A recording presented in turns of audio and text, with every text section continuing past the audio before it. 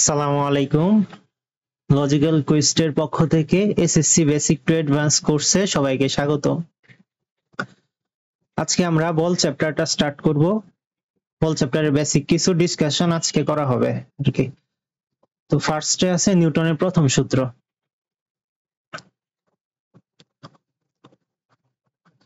তো নিউটনের প্রথম সূত্র বলে বল প্রয়োগ না করলে স্থির বস্তু স্থির থাকবে এবং সমবেগে চলতে থাকা বস্তু সমবেগে চলতে থাকবে। তো এটার মিনিং কি? বলা হয়েছে বল প্রয়োগ না করলে, অর্থাৎ যদি স্থির বস্তু স্থির থাকে এবং সমবেগে চলতে থাকা বস্তু সময়ের সাথে সমবেগে চলতে থাকে, তাহলে সেখানে কোনো ফোর্স নাই, এটা আমরা বলতে পারবো।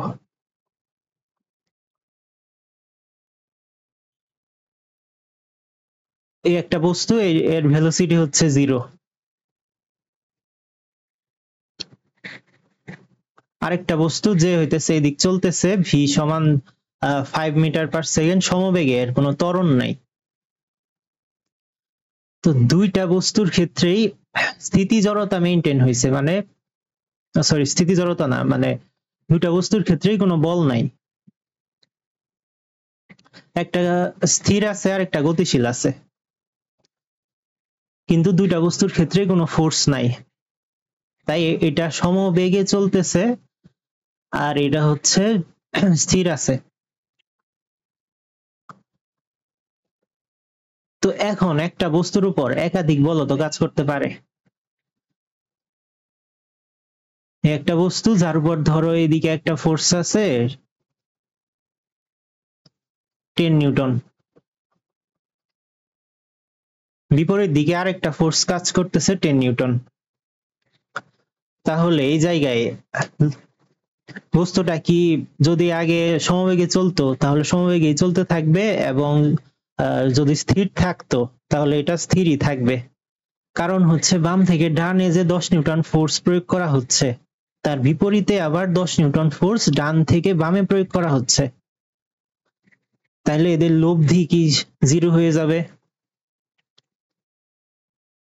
তো লব্ধি 0 হয়ে গেলে এর উপর কোনো বলের প্রভাব থাকবে না। যদি আমরা আপাতত বস্তুটার একটা পার্টিকেলই ধরতেছি, এর উপর কোনো প্রভাব থাকবে না বলের। তো এইটাই নিউটনের প্রথম সূত্র, যে বল প্রয়োগ করা না হলে, অর্থাৎ যত বল আছে তাদের লব্ধি যদি 0 হয় অথবা বল যদি প্রয়োগ করাই না হয়, তাহলে তার বেগের কোনো পরিবর্তন হবে না। অর্থাৎ বেগের পরিবর্তন মানে কি আমরা বুঝি ত্বরণ হওয়া। এখন বেগ বা ভেলোসিটি একটা ভেক্টর রাশি।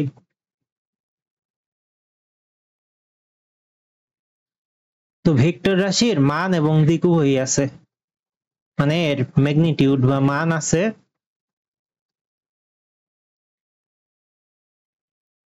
এবং ডিরেকশন বা দিক আছে। তো এখন বেগের পরিবর্তন হওয়া বলতে কি বোঝায়? বেগের পরিবর্তন হওয়া বলতে বোঝায় এর মান এবং দিক দুইটার যে কোনো একটার পরিবর্তন। অর্থাৎ আমি একটা পাথ নিলাম, যে এই অবস্থায় একটা বস্তু চলতেছে যার দুইটা পয়েন্ট নিলাম। ধরো এই পয়েন্টে বেগ হচ্ছে তার 5 মিটার পার সেকেন্ড, আর এই পয়েন্টে তার বেগ হচ্ছে 3 মিটার পার সেকেন্ড। তাহলে এই দুই জায়গাতে বেগের পার্থক্য আছে না, 2 মিটার পার সেকেন্ড। তাহলে এই জায়গায় বেগের মানের পরিবর্তন হয়েছে, দিক কিন্তু সেমই আছে। দুই কেসে v1 আর v2 দুটা ডিরেকশনই কিন্তু এই যে ডান দিকে, দিক সেমই আছে কিন্তু মানের পরিবর্তন হয়েছে। তাই বেগ যেহেতু ভেক্টর, এই v1 এবং v2 দুইটা সমান না, কারণ হচ্ছে এই কেসে এদের মান দুইটা ডিফারেন্ট। আরেকটা কেস নেই, যেমন এরকম একটা পাথ, এইখানে দুটা পয়েন্ট আমি নিলাম, এটা v1 এটা v2। তো v1 এর ক্ষেত্রে মানটা হচ্ছে ধরো 5 মিটার পার সেকেন্ড, v2 এর ক্ষেত্রেও মানটা হচ্ছে 5 মিটার পার সেকেন্ড। তাহলে দুই কেসে বেগের মান সমান, মানে এই v1 এবং v2 এর মান সমান, কিন্তু এদের দিক ভিন্ন। দিক ভিন্ন হয় v1 এবং v2 সমান নয়। অর্থাৎ এইখানেও বল প্রযুক্ত হয়েছে, এই জায়গাতেও তাহলে আমার ফোর্স এক্সিস্ট করে, কারণ দিক চেঞ্জ হয়েছে। এটা কেস 1।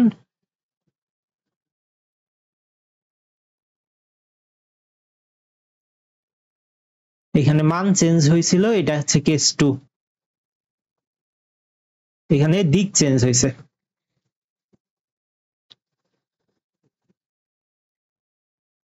তো কার্ভ পথের ক্ষেত্রে বেগের দিক হচ্ছে স্পর্শক বরাবর, মানে এই ডিরেকশনে স্পর্শক বরাবর। তাহলে বেগ ভেক্টর রাশি এর মান বা দিক দুইটার একটা চেঞ্জ হইলেও বেগের পরিবর্তন হবে, অর্থাৎ এখানে একটা ফোর্স কাজ করবে।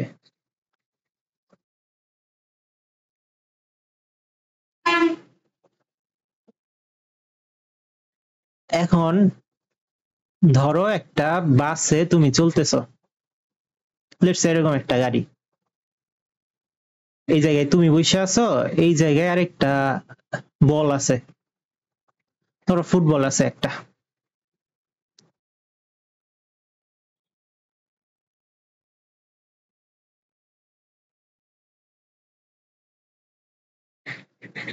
তো এটা ফার্স্ট অবস্থায় স্থির আছে, ভেলোসিটি 0।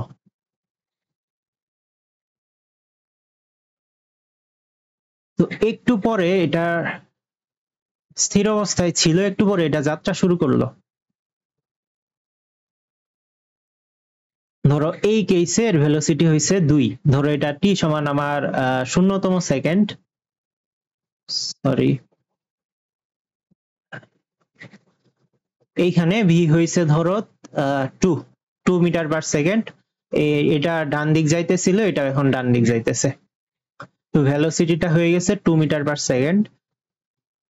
সরি, শুরুতে তো বেগ হয় নাই, তাহলে ডান দিক যাইতেছিল না, মানে এটা স্থির ছিল, এখন ডান দিক যাওয়া শুরু হয়েছে। তো এটা হচ্ছে ধরো টি সমান 1 সেকেন্ড। এখনো তুমি আসো এখানে,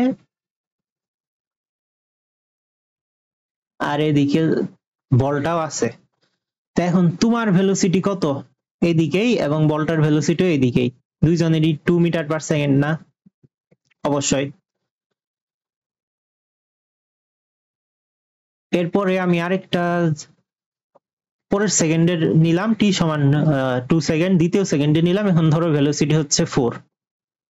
তো 4 মিটার পার সেকেন্ড ভেলোসিটি হইলে তোমার ভেলোসিটিও ডান দিকে 4, বলের ভেলোসিটিও ডান দিকে 4। ধরো তুমি বাসের একটা সিটে বসে আছো, বসে বলটাকে দেখতেছো, তাহলে বলটাকে কি তুমি নড়তে দেখতেছো নাকি স্থির অবস্থায় দেখতেছো? স্থির অবস্থায় দেখতেছো, মানে তোমার সাপেক্ষে বাসের মধ্যে বলটা স্থির আছে। কিন্তু প্রতি মুহূর্তে যে বেগের মানের পরিবর্তন হইতেছে, তাহলে কি এখানে ত্বরণ হচ্ছে না, মানে ফোর্স আছে?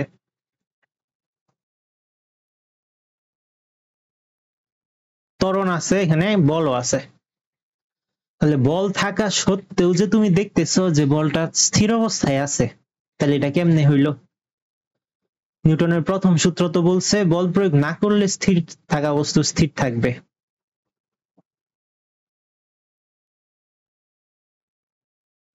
কিন্তু এইখানে বল প্রয়োগ করার পরেও কেন তোমার সাপেক্ষে স্থির আছে? তাহলে তুমি যে রেফারেন্স ফ্রেমটা, মানে প্রসঙ্গ কাঠামো, সেই প্রসঙ্গ কাঠামোটার উপরেও একটা ফোর্স আছে, তাই তুমি জড় প্রসঙ্গ কাঠামো নয়।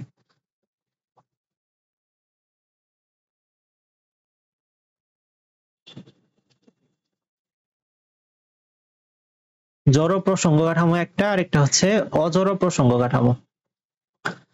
এখন অজড় প্রসঙ্গ কাঠামোর উপর অজড় প্রসঙ্গ কাঠামো নিজেও ফোর্স পায়, অর্থাৎ এর উপর একটা ফোর্স আছে, সমবেগে চলতেছে না।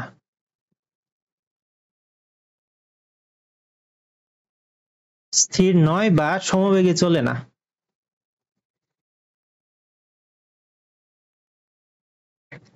তো এই অজড় প্রসঙ্গ কাঠামোর ক্ষেত্রে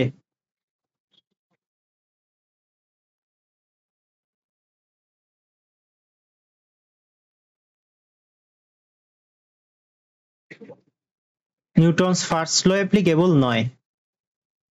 অর্থাৎ এই ধরনের প্রসঙ্গ কাঠামোর ক্ষেত্রে নিউটনের প্রথম ল প্রয়োগ করা যাবে না। তাহলে নিউটনের প্রথম ল শুধুমাত্র জড় প্রসঙ্গ কাঠামোর ক্ষেত্রে ডিফাইন্ড, অর্থাৎ যে বস্তু হচ্ছে স্থির অথবা সমবেগে চলতেছে। তাহলে নিউটনের প্রথম সূত্র সব কেসে প্রযুক্ত হবে না, শুধুমাত্র জড় প্রসঙ্গ কাঠামোর সাপেক্ষে যখন গতি হিসাব করা হচ্ছে ঠিক তখনই এটা প্রয়োগ করা যাবে।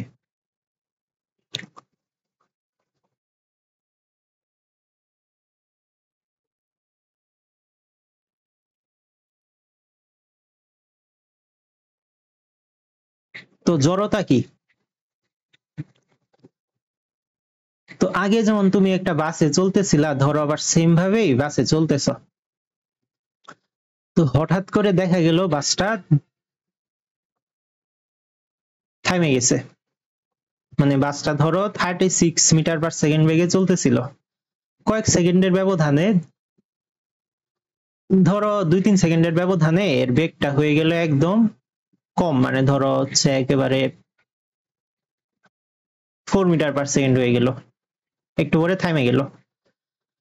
তো তোমার বেগটা ওইখানে তাহলে 36 ছিল না, যেহেতু বাসের মধ্যে তুমিও চলতেছিলা। একটু পরে তোমার বেগটা ওই 4 হয়ে যাবে না? তোমার বেগটা ওই 4 এর কাছাকাছি হয়ে যাবে একটু পরে। তাহলে আগে যেহেতু বাসটা ব্রেক করে অনেক বল মানে বেগ কমায় ফেলছে, তো এখন তোমার ক্ষেত্রেও সেই বলের প্রভাবটা থাকবে। কিন্তু স্থির বস্তু মানে গতিশীল বস্তু সমবেগে চলতে চায়, স্থির বস্তু স্থির থাকতে চায়, এটাই হচ্ছে জড়তা।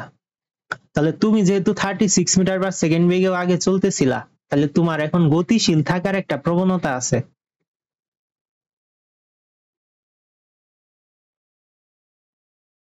গতিশীল থাকার একটা প্রবণতা আছে।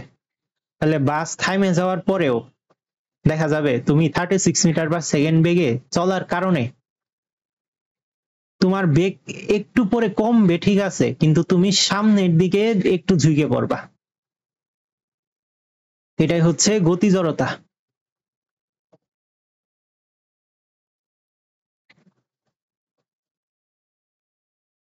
আবার ধরো গাছে একটা আম আছে,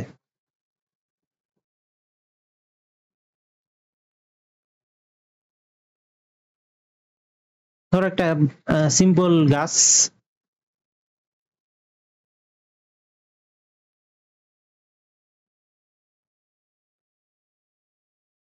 এখানে একটা আম ঝুলে আছে। তো তুমি এখানে একটা ঢিল দিলা, পাথর দিয়ে ঢিল দিলা,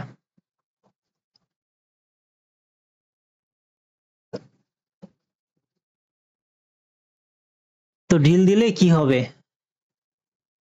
এই যে আমের বুটাটা আছে এবং আম আছে, তো এই দুইটা এখন স্থির অবস্থায় আছে না?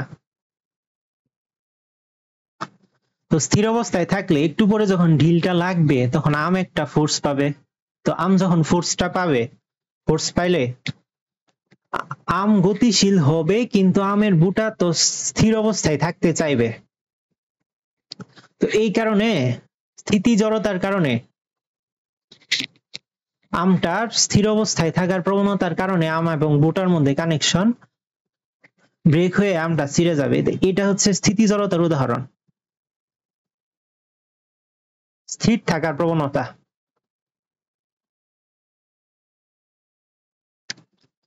যাই হোক, অথবা একটা বস্তু সমবেগে চলতেছে, আচ্ছা সমবেগে যেটা চলতেছে সেটা হচ্ছে গতিশীল থাকার প্রবণতা বা গতি জড়তা, স্থির থাকার প্রবণতা স্থিতি জড়তা। তো জড়তা এই দুই ধরনের দেখা যায়, অর্থাৎ বল প্রয়োগ করলে জড়তার পরিবর্তন হয়। স্থিতি জড়তা, গতি জড়তা, দুই ধরনের জড়তাই সম্ভব এবং জড় অবস্থায় থাকে, কারণ ধরো একটা ফোন তুমি টেবিলে রাখছো, তো সেটা তো নড়াচড়া করবে না, কারণ স্থিতি জড়তা আছে। তো এটা বোঝা খুবই সহজ, কিন্তু গতি জড়তাটা আমরা বুঝতে পারি না, মানে তেমন একটা ফিল করতে পারি না। যখন আমি বলি ধরো একটা টেবিল আছে, টেবিলের উপর থেকে একটা বলকে আমি ধাক্কা দিলাম, ধরো টেবিল না, ধরো একটা অনেক বড় একটা মাঠ, ধরো বিশাল বড় একটা ফিল্ড, বিশাল বড় একটা ফিল্ড অথবা রাস্তা, ধরো আমি একটা বলকে ধাক্কা দিলাম, এটার একটা বেগ দিলাম আমি, ধরো শুরুতে 10 মিটার/সেকেন্ড বেগ দিলাম। তো এই বেগের কারণে একটু পরে কি হবে, এটা আস্তে আস্তে থাইমে এই এই পর্যন্ত এসে ধরো থাইমে যাবে, এখানে এসে এর বেগটা হয়ে যাবে 0। তাহলে এই বস্তুটা যে থাইমে গেল, কিন্তু তাহলে আমরা কি জানি, গতিশীল থাকার প্রবণতা গতি জড়তা, তাই না? তাহলে এর কি হওয়ার কথা ছিল, 10 মিটার/সেকেন্ড বেগে চলতেছে, এই চলতে চলতে 2 কিলোমিটার, 3 কিলোমিটার, 4 কিলোমিটার, এবং কি এক ডিস্ট্রিক্ট সাইডে আরেক ডিস্ট্রিক্টে চলে যাওয়ার কথা, তাও থামার কথা না, কারণ গতিশীল বস্তু গতিশীল থাকতে থাকবে সমবেগে, নিউটনের প্রথম সূত্র, বল প্রয়োগ করা না হইলে। তাহলে এই জায়গায় কি গতি জড়তা মেনটেন করা গেছে, মানে এই জায়গায় কি গতি জড়তা মেনটেন হয়েছে? হয় নাই, কারণ হচ্ছে রাস্তার বা মাঠের একটা ঘর্ষণ বল আছে, ঘর্ষণ বলের কারণে এটা তার বেগ ধরে রাখতে পারে নাই। অর্থাৎ এটাও নিউটনস ফার্স্ট ল যে ব্রেক করছে তা না, মানে এখানে বলা আছে কিন্তু শুরুতে বল প্রয়োগ করা না হলে, বল প্রয়োগ না করলে স্থির বস্তু স্থির থাকবে, গতিশীল বস্তু সমবেগে চলতে থাকবে। কিন্তু এই জায়গায় কোন একটা বলকে লাথি দিলে সেটা যে থাইমে যায়, কিন্তু নিউটনের ফার্স্ট ল অনুসারে সেটা হওয়ার কথা ছিল থামবে না, সেটা চলতেই থাকবে, চলতেই থাকবে, ইভেন পুরা পৃথিবী সে ঘুরতেই থাকবে, ঘুরতেই থাকবে। এখানে আমরা পৃথিবীর ওই অভিকর্ষ বল বিবেচনায় নিতেছি না, তো এই বস্তুটা এইভাবে ঘুরতেই থাকার কথা, মানে চলতেই থাকার কথা, এক দেশ ছেড়ে আরেক দেশে চলে যাবে, তাও এটা থামার কথা না, 10 মিটার/সেকেন্ড বেগেই চলতে থাকার কথা। এটাই হচ্ছে গতি জড়তা। কিন্তু চলে না কেন, কারণ ঘর্ষণ আছে। তেমনি বাতাসে একটা বস্তু নিক্ষেপ করলেও তার যেমন অভিকর্ষ টান আছে, তেমনি ঘর্ষণও আছে বাতাসের, এর জন্য বস্তুটা মানে অভিকর্ষের কারণেও পড়ে যায়, এবং তার বেগেও এই বাতাসের বাধার কারণে বাধাগ্রস্ত হয়। কিন্তু এই দুইটার একটাও যদি না থাকতো, বা কোনো বলই যদি প্রয়োগ করা না হইতো, ঘর্ষণ, পৃথিবীর অভিকর্ষ অথবা কোনো বাহ্যিক বল যদি প্রয়োগ করা না হতো, তাহলে এটা 10 মিটার/সেকেন্ড বেগেই চলতে থাকতো, পৃথিবী ছাইড়েও বাইরে চলে যাইতো। তো এটাই হচ্ছে গতি জড়তা বল প্রয়োগ করা না হলে, নিউটনস ফার্স্ট ল কিন্তু শুরুতেই বলছে বল প্রয়োগ করা না হলে। তাহলে আমরা এতক্ষণ কি কি জানলাম, যে বল প্রয়োগ করা না হলে বস্তুটা সমবেগে চলতে থাকবে। এখন বেগ বলতে বেগের মানও বোঝায়, দিকও বোঝায়, দুইটাই মেনটেন করতে হবে। কিন্তু বাস্তবে এই বলহীন বস্তু পাওয়া যায় না, কারণ ঘর্ষণ আছে, পৃথিবীর টান তো সবসময় আছে। এবং আরেকটা জিনিস কি দেখলাম, যে অজড় প্রসঙ্গ কাঠামোতে, মানে যে বস্তু, আচ্ছা স্থির নয় বলা ভুল হয়েছে, মানে আচ্ছা পৃথিবীর সাপেক্ষে স্থির ধরা যায়।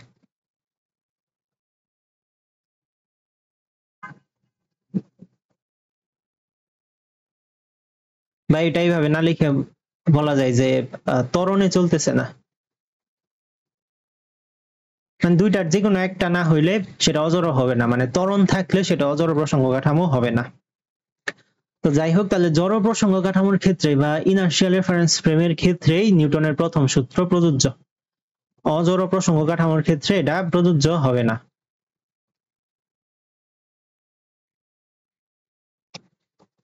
তো আমরা গ্রাফের মাধ্যমে দেখি, এটা বইয়ে আছে, এখানে ছিল অবস্থান, নিচে সময়,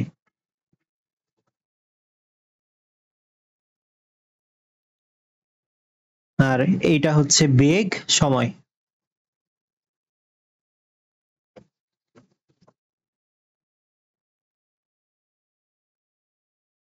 তো T1 T2 এই দুটা সময়ের জন্য আমরা অবজার্ভ করব। তাহলে T1 এ অবস্থান মানে বামের গ্রাফটাতে যেহেতু অবস্থান পরিবর্তন হয় নাই শুরু থেকে, মানে 0 থেকে T1 পর্যন্ত অবস্থান পরিবর্তন হয় নাই, তার মানে এটা ভেলোসিটি এই জায়গায় 0 আছে, যেহেতু অবস্থান পরিবর্তন হয় নাই তার মানে এর কোনো বেগ নাই। এখন T1 থেকে T2 তে অবস্থান পরিবর্তন হয়েছে, সময়ের সাপেক্ষে নির্দিষ্ট হারে অবস্থান পরিবর্তন হয়েছে। তাহলে আমরা বেগ মানে কি জানি? সময়ের সাথে অবস্থান পরিবর্তনের হার, সরণের হার। তাহলে T1 থেকে T2 তে যেহেতু অবস্থান পরিবর্তন হয়েছে, তাহলে এইখানে অবশ্যই বেগ আছে।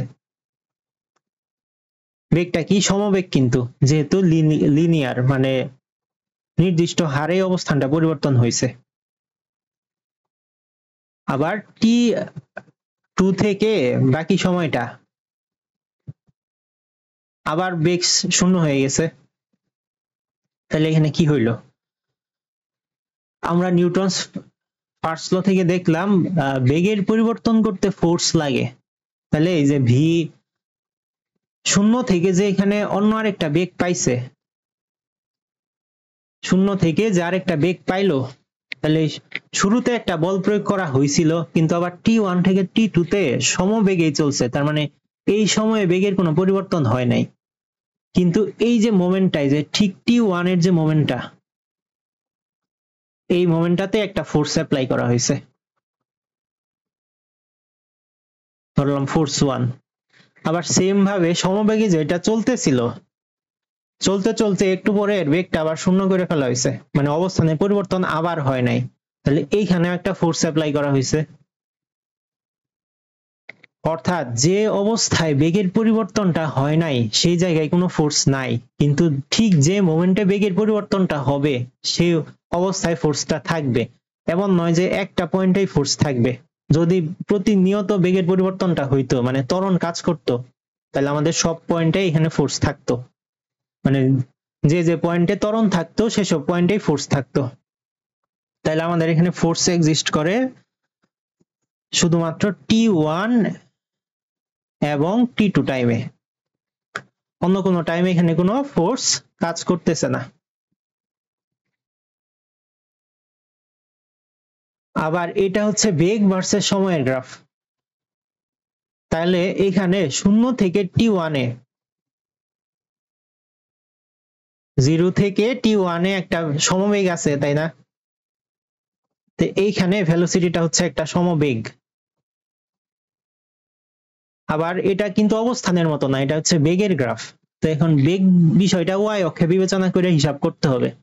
এখন T1 থেকে T2 তে এইখানে বেগের পরিবর্তন হচ্ছে, বেগ পরিবর্তনশীল এখানে। তাহলে এখানে ত্বরণ আছে,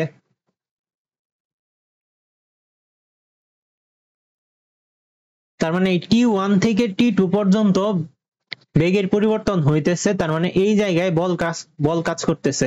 আগে এইখানে বল কাজ করছিল, বল প্রযুক্ত এই জায়গায়, আর এখন বল কাজ করতেছে T1 থেকে T2 তে। আবার ওই T2 থেকে বাকি সময় সমবেগ।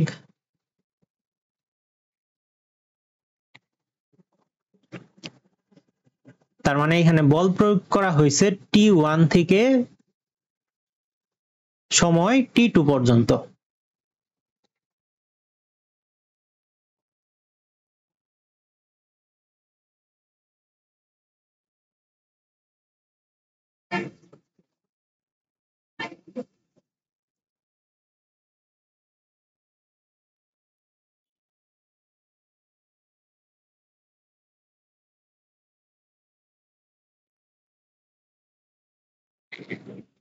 মানে T1 থেকে যে কোনো সময় আর কি, এটা এভাবে লেখা যায়। এটা তুমি T1 টাইমেও বল প্রয়োগ করা হয়েছে সেটাও বলতে পারো, মানে এখানে সমান চিহ্ন দিতে পারো, এটাই বোঝায় আর কি। মানে জাস্ট T1 যে মোমেন্টটা, ওই সময়ে বলটা প্রয়োগ করা হয়েছে এবং সেই বলটা কাজ করছে T2 সময় পর্যন্ত।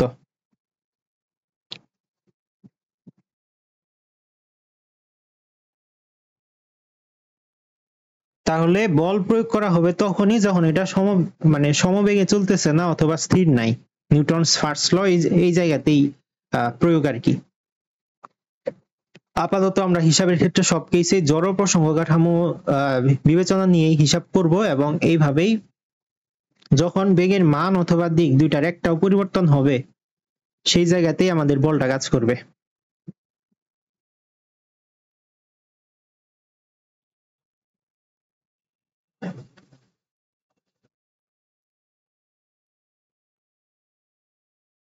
তো এখন হয়তো তোমাদের আইডিয়া হয়ে গেছে যে বল জিনিসটা কি। তো জড়তা এবং নিউটনস ফার্স্ট লই মূলত বলের প্রকৃত জিনিসটা ব্যাখ্যা করে। তো বল জিনিসটা হচ্ছে যার প্রয়োগে জড়তার পরিবর্তন হয়।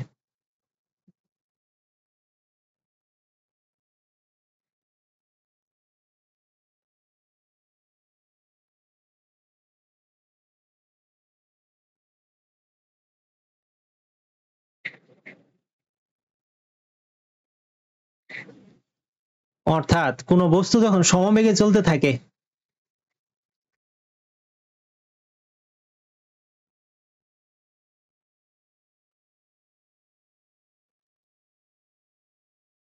ধরো একটা বস্তু সমবেগে চলতেছে, এই কেসে এর কোনো ফোর্স কাজ করতেছে না।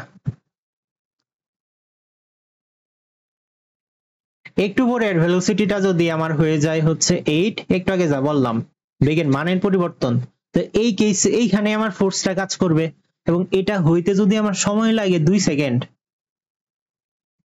তাহলে আমার 2 সেকেন্ডের পরিবর্তনটা হয়েছে 2, মানে 8 - 6, এই যে পরিবর্তনটা এটা হইতে আমার টাইম লাগছে 2 সেকেন্ড।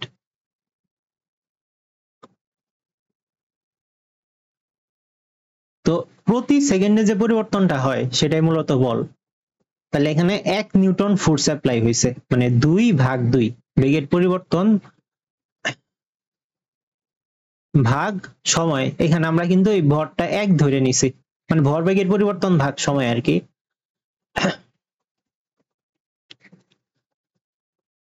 তো এই সেম পরিমাণ পরিবর্তন যদি অল্প সময়ে হইতো, মানে 1 সেকেন্ডে হইতো, তাহলে বলটাও আবার বাইরে যাইতো।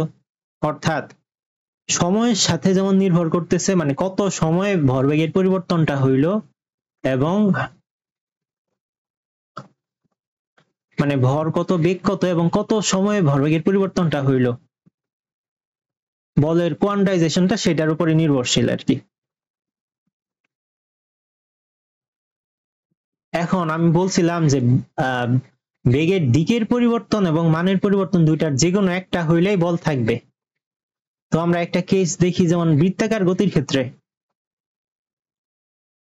ধরো একটা বস্তু বৃত্তাকার পথে চলতেছে। তো এইখানে আমরা ধরো এটা হচ্ছে বৃত্তটার কেন্দ্র, এইখানে আমরা কয়েকটা পয়েন্ট নিলাম। এই পয়েন্টে একটা ভেলোসিটি আছে,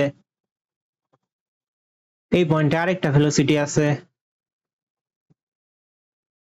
তো প্রত্যেক জায়গার স্পর্শক বরাবর হবে তার বেগ। ধরো এই জায়গায় আমার বেগের মান হচ্ছে 6, এই জায়গায় আমার বেগের মানটা হচ্ছে 6, কিন্তু দিক পরিবর্তন হইতেছে না। ধরো 3টা কেসে আমার বেগের মানটা হচ্ছে 6, কিন্তু প্রতি মুহূর্তেই তো এর দিকটা পরিবর্তন হচ্ছে। তাহলে এইখানে যে বেগের ডিরেকশনটা চেঞ্জ হইলো,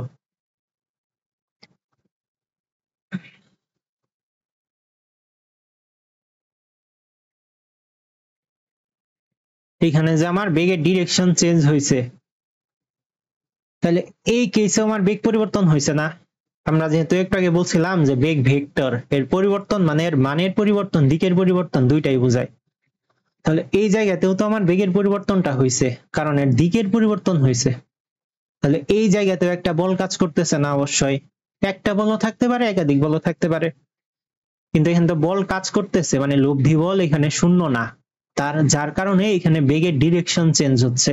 অর্থাৎ বেগের ম্যাগনিটিউড অথবা ডিরেকশন দুইটার যে কোনো একটা চেঞ্জ হওয়া মানে সেখানে ফোর্স এক্সিস্ট করে, বা সেখানে ফোর্স অ্যাপ্লাইড হয়েছে।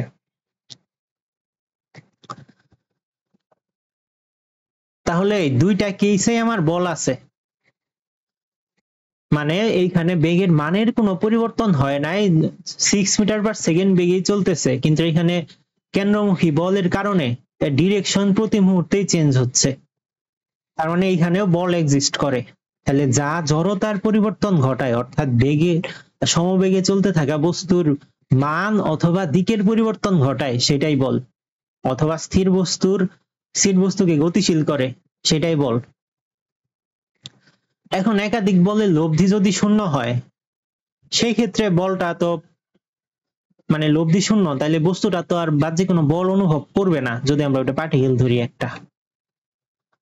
তো লব্ধি বল যদি শূন্য না হয়, তাহলে এর বেগের দিক চেঞ্জ হইতে পারে, বেগের মানও চেঞ্জ হইতে পারে, দুইটার আলাদা আলাদা করে একটা পরিবর্তন হইতে পারে। মানে যেমন এই কেসে বেগের মান পরিবর্তন হয়েছিল, আবার বৃত্তাকার পথে চলার সময় বেগের দিক পরিবর্তন হয়েছে। দুইটার যে কোনো একটা পরিবর্তন হইতে পারে, আবার দুইটাও পরিবর্তন হইতে পারে। সেই কেসে আমার ফোর্সটা থাকবে, অথবা স্থির বস্তুকে গতিশীল করলেও ফোর্স থাকবে। অর্থাৎ এতক্ষণ যেটা পড়ছো যে জড়তা, সেটার পরিবর্তন যার কারণে হয় সেটাই হচ্ছে বল।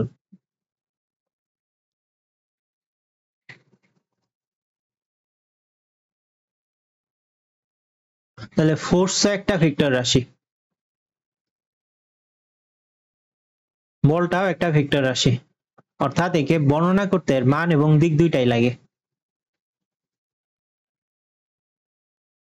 যেমন ধরো একটা বস্তুর ক্ষেত্রে আমি এই দিকে ফোর্স অ্যাপ্লাই করলাম, আবার আরেক কেসে সেম বস্তুর ক্ষেত্রে আমি ফোর্সটা অ্যাপ্লাই করলাম এই দিকে, এই ডিরেকশনে। ধরো ভালোভাবে দেখাই, ধরো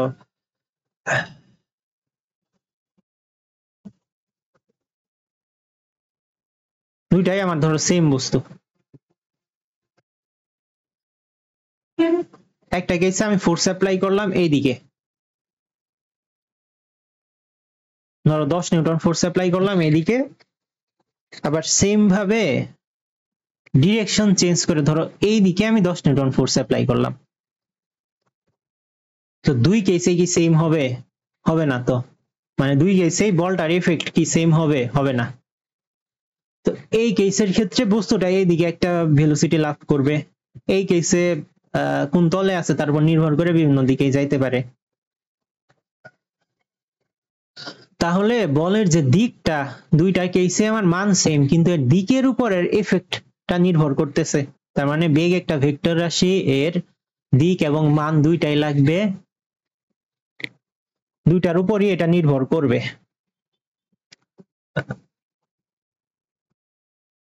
এখন আমরা বলের কিছু আলোচনার ক্ষেত্রে, যেমন বল জিনিসটা আসলেই কি এক্সিস্ট করে কিনা। ধরো একটা বিল্ডিং আছে, ধরো এটা একটা বিল্ডিং, তুমি নিচে দাঁড়ায় আছো,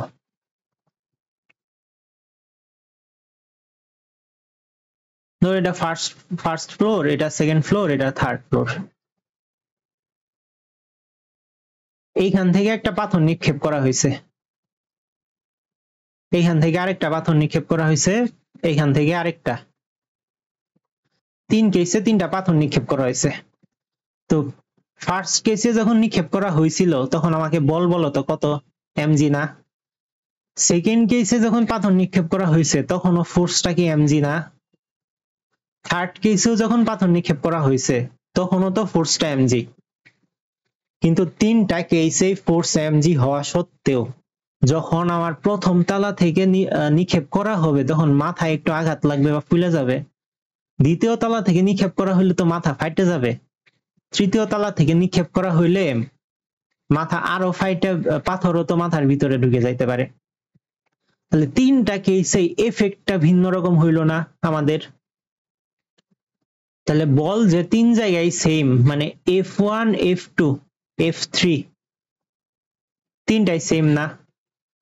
তিনটা সেম হওয়া সত্ত্বেও তিন জায়গার যদি এফেক্ট আমি ধরি, এফেক্ট 1 2 3 তিনটা তো সেম না, কারণ তিন তালা থেকে নিক্ষেপ করা হলে মাথা একদম অনেক ফাইটে যাবে, প্রথম তালা থেকে নিক্ষেপ করা হলে মাথা ফাটতেও পারে, নাও ফাটতে পারে। মানে ব্যথা এক এক সময় তো আমরা এক এক রকম পাবো, কিন্তু তিনটা কেসেই তো ফোর্স আমার সেম, তাহলে এটা কেমনে হইলো, কি হইলো বিষয়টা আসলে? তো ফোর্স জিনিসটা কি আমার এফেক্টটা ব্যাখ্যা করতে পারতেছে না, তাহলে কি আদৌ ফোর্স জিনিসটা এক্সিস্ট করে? ফোর্স জিনিসটা এক্সিস্ট করে কিনা সেটা আমরা নিউটনস সেকেন্ড লতে হালকা আইডিয়া পাবো, কিন্তু এই এফেক্টটা ব্যাখ্যা করার জন্য শুধু ফোর্স দিয়ে এই এফেক্টটা ব্যাখ্যা করা যাবে না, কারণ ভরবেগ অথবা শক্তি এই জিনিসগুলো এই এফেক্টের ক্ষেত্রে এফেক্টের জন্য দায়ী। অর্থাৎ বল জিনিসটা প্রকৃতিতে এক্সিস্ট করে আলাদাভাবে যে তা না, আমরা ভরবেগের পরিবর্তনটাকে একটা রাশির মাধ্যমে প্রকাশ করে নিছি, সেটা হচ্ছে বল। তাহলে আমরা যদি বলি যে এখানে এফেক্টটা এক সময় এক রকম কেন হইলো, তো আমরা তিনটা কেসে এফেক্টের ক্ষেত্রে দেখি বেগ কি হয়, v1 v2 v3, তিনটা কেসে যদি দেখি আমরা তিন কেসে আমরা আদিবেগ শূন্য ধরে নিব, আবার তিন কেসে আমরা ত্বরণ জি ধরবো। এখানে আমরা সময় নিয়ে যেহেতু হিসাব করতেছি না, আমরা সরণ থেকে বেগটা দেখতে পারি। তো আমরা কি জানি, v স্কয়ার সমান u স্কয়ার প্লাস 2gh।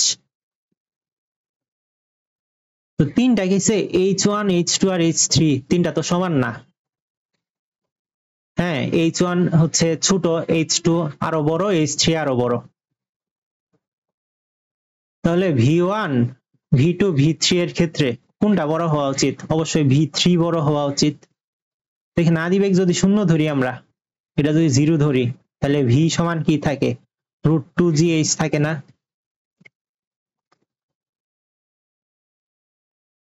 তাহলে v1 সমান যদি √2gh হয়, h1 এটার ক্ষেত্রে √2gh2, এটার ক্ষেত্রে √2gh3।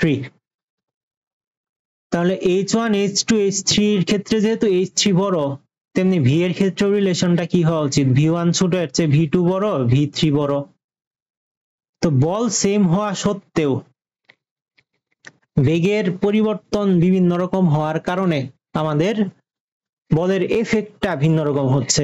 অর্থাৎ বল জিনিসটা এক্সিস্ট করে হচ্ছে ভরবেগের পরিবর্তন হিসেবে, কিন্তু এটা আমাদের দৈনন্দিন এফেক্ট ব্যাখ্যা করার জন্য এনাফ না। অর্থাৎ বল সেম থাকা সত্ত্বেও এক এক মোমেন্টে আমাদের বেগ এক এক রকম হবে না। ধরো ত্বরণ আছে, ধরো ত্বরণ হচ্ছে আমার 2 মিটার পার সেকেন্ড স্কয়ার। শুরুতে যদি t1 এ 0 থাকে বেগ, t2 তে বেগ কত হবে, 2 হবে, t3 তে 4 হবে, এরপরে 6 হবে, 8 হবে, 10 হবে। ধরলাম আমরা এখানে যাইতে যাইতে মাঝখানে ধরো আমরা কয়েকশো সেকেন্ড চলে গেলাম, ধরো এই জায়গায় হচ্ছে আমাদের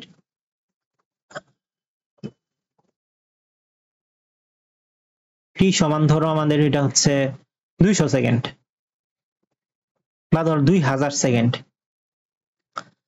তো প্রথম সেকেন্ডে এর বেগ ছিল 0, এটা ধরো t সমান 1, মানে 0তম সেকেন্ডে বেগ ছিল 0, প্রথম সেকেন্ডে এর বেগ ছিল 2, তাহলে 2000তম সেকেন্ডে এর বেগ কত হবে, 2000তম সেকেন্ডে এর বেগ কি 4000 হওয়া উচিত না? 4000 মিটার পার সেকেন্ড তো অনেক বেগ, বুলেটের বেগে তো এত থাকে না। তাহলে শুরুতে যখন 2 মিটার পার সেকেন্ড বেগে তোমাকে আঘাত করবে, তখন কি তুমি বেশি কিছু ফিল করবা না। কিন্তু 2000 সেকেন্ড যাওয়ার পরে যখন এটা 4000 সেকেন্ড বেগে তোমাকে আঘাত করবে, তখন তো তুমি ফিল করবা যে এখানে একটা প্রচুর এনার্জি আছে। এনার্জির ক্ষেত্রে ½ m v স্কয়ারের ক্ষেত্রে v আছে না, তার মানে v এর উপর তো এটা নির্ভর করতেছে এনার্জিটা। তাহলে এই জায়গায় যদি তুমি একটা বস্তু রাখো 2000তম সেকেন্ডে, তাহলে ধরো এটা যদি একটা বুলেট হয়, তাহলে বুলেটটা ওই বস্তুটাকে ভেদ করে ওটারে দুমড়ে মুচড়ে চলে যাবে না। কিন্তু t সমান 1 সেকেন্ডে এটার এফেক্ট খুব একটা বেশি হবে না, মাত্র 2 মিটার পার সেকেন্ড। অর্থাৎ এই জিনিসটা তাহলে নির্ভর করতেছে আমাদের শুধু বল নয়, বেগটাও কিভাবে কাজ করতেছে সেটার উপরও নির্ভর করতেছে। অর্থাৎ সময়ের সাথে যে বেগের পরিবর্তনটা হইতেছে, তো সময় যত বাড়তেছে বাহ্যিক আর কোনো বল যদি না কাজ করে এবং এই বলটা যদি ভালোভাবে কাজ করতে পারে, ধরলাম ঘর্ষণ এবং আদার্স যে ফোর্স গুলো আছে সেগুলো আমরা নেগলেক্ট করলাম, তাহলে সেই ফোর্স গুলা নেগলেক্ট করলে সময়ের সাথে সাথে বেগটাও বাড়তেছে। তার মানে বল জিনিসটা এক্সিস্ট করে ঠিক আছে, কিন্তু শুধুমাত্র বলের উপরই সবকিছু নির্ভর করে না আমাদের।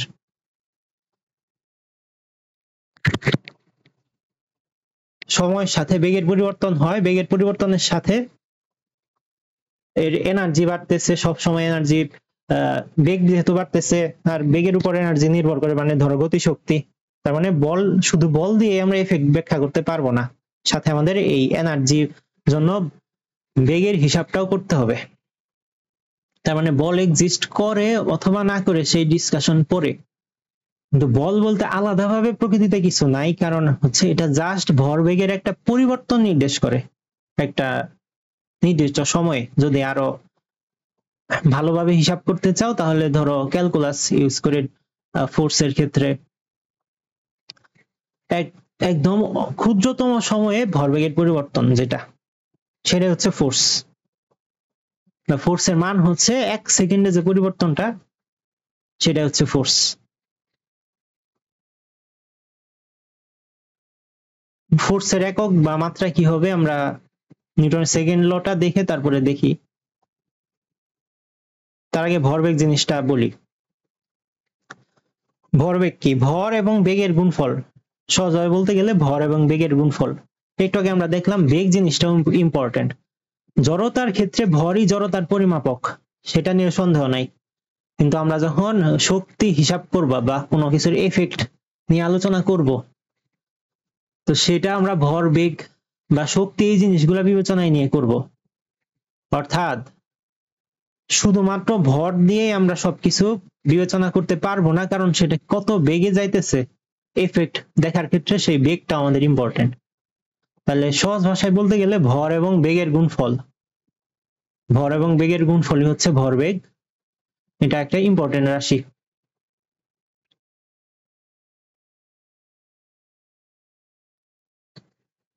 এটা পি দিয়ে প্রকাশ করা হয়। এম ভরের একটা বস্তু থাকলে ভি বেগে চলতে থাকলে এর ভরবেগ হবে এম পি সমান এম ভি।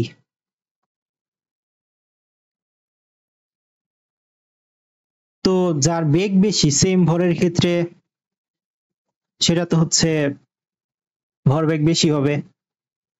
এখন ভর স্কেলার রাশি, বেগ ভেক্টর রাশি, তাহলে ভরবেগটাও ভেক্টর রাশি, কারণ একটা ভেক্টরকে কোন একটা স্কেলার দিয়ে গুণ করলে রাশিটা ভেক্টরই থাকবে। তো বেগের দিকটা, বেগের ডিরেকশনটা তাহলে ভরবেগের ডিরেকশনটা নির্দেশ করবে আমাদের। তাহলে ভরবেগ একটা ভেক্টর রাশি। তো পি সমান যেহেতু এম ভি, তাহলে এর এককটা কি হওয়া উচিত? ভরের একক কেজি আর বেগের একক মিটার পার সেকেন্ড। তাহলে পি এর একক কেজি মিটার পার সেকেন্ড। তাহলে মাত্রা কি হবে পি এর? যেহেতু ভরের মাত্রা এম, বেগের মাত্রা হচ্ছে কি এল-টি ইনভার্স 1, আর ভরের মাত্রা হচ্ছে এম। তাহলে ভরবেগের মাত্রা হবে আমাদের এম এল-টি ইনভার্স 1। ধরো একটা বস্তুর উপর এক্সটার্নাল কোনো ফোর্স নাই, এটা চলতেছে, এর ভর ধরো হচ্ছে এম সমান আমার 5 কেজি, এর একটা র্যান্ডম বেগ আছে ধরো 3 মিটার পার সেকেন্ড। তাহলে সিম্পলি এর ভরবেগটা ওই মুহূর্তে, ভরবেগ কিন্তু পরিবর্তন হইতে পারে বেগের পরিবর্তনের সাথে, তাহলে ওই মুহূর্তের জন্য এর ভরবেগটার মানটা হবে এম ভি, মানে 5 ইন্টু 3, 15 মিটার পার সেকেন্ড। ডিরেকশনটা হবে বেগের ডিরেকশন অনুযায়ী, ঠিক আছে।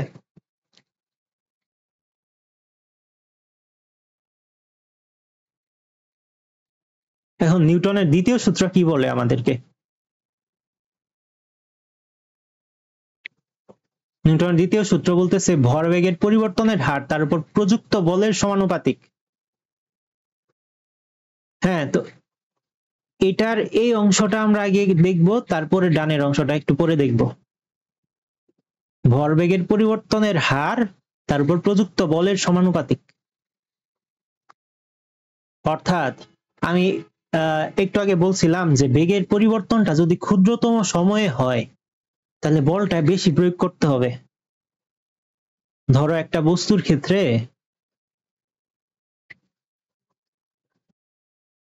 এটা চলতেছে 8 মিটার পার সেকেন্ড বেগে, এটাকে আমি বলছিলাম যে 6 করবে একটু পরে, ধরো এই অবস্থায় এসে 6 করছি। তো 6 করা হইলে এটা টাইম যদি আমার লাগে হইতেছে 4 সেকেন্ড, আবার আরেক কেসে টাইম ধরো 2 সেকেন্ড, এবং আরেক কেসে টাইম ধরো 1 সেকেন্ড। তিনটা কেসের ক্ষেত্রে কোন ক্ষেত্রে আমার ফোর্সটা বেশি বেশি হবে? F1 F2 F3 হইলে যেটা অল্প সময়ে পরিবর্তনটা করতে পারছে সেই ফোর্সটাই বেশি হবে না আমার? অর্থাৎ ভরবেগের পরিবর্তন তত বেশি হবে আর প্রযুক্ত বল যত বেশি নির্দিষ্ট সময়ে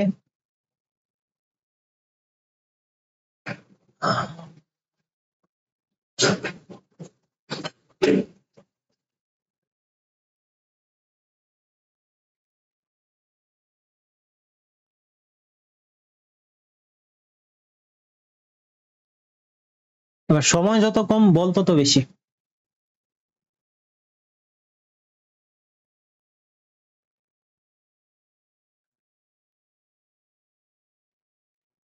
ঠিক আছে, এবারে হচ্ছে এর পরের অংশটা, যেদিকে প্রয়োগ করা হয় ভরবেগের পরিবর্তন ঘটে সেদিকে।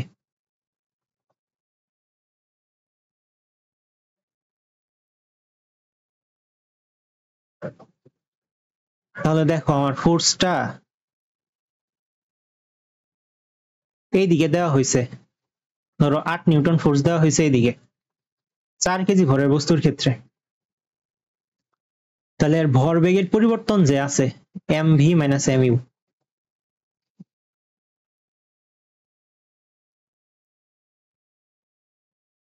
এর যে ডিরেকশনটা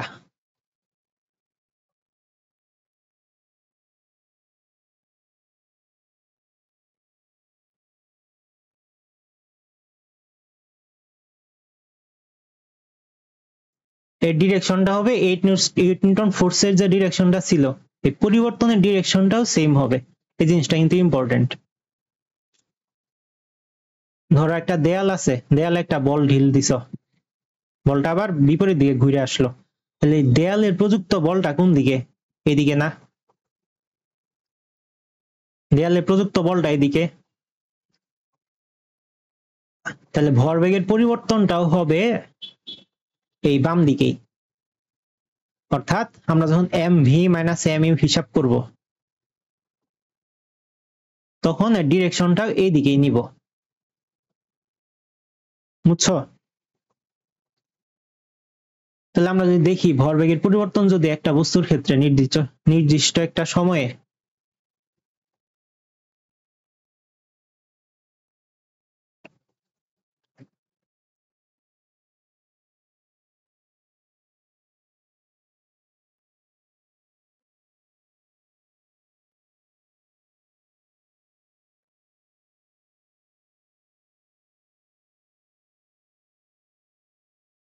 ধরো দুইটা সেম বস্তু,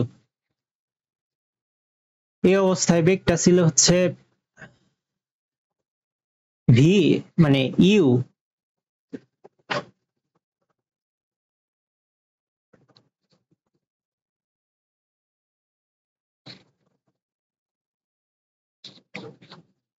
m ভরের বস্তু দুই কেসে একটা u বেগ ছিল আর এরপরে হচ্ছে এখন v বেগ।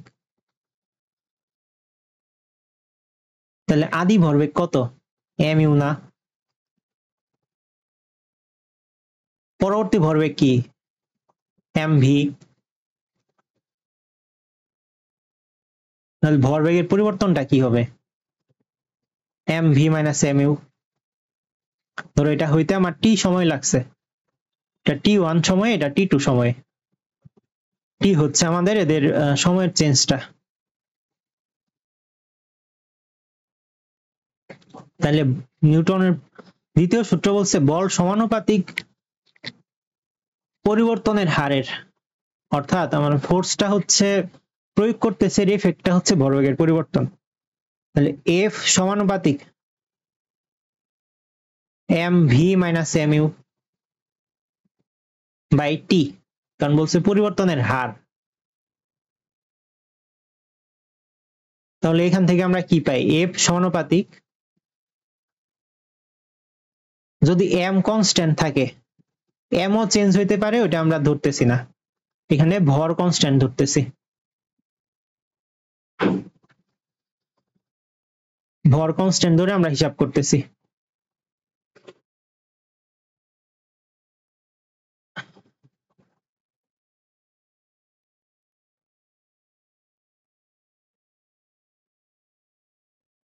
তাহলে ভর যেহেতু কনস্ট্যান্ট, তাহলে কি বলতে পারি? ভি মাইনাস ইউ বাই টি সমান আমাদের এ না?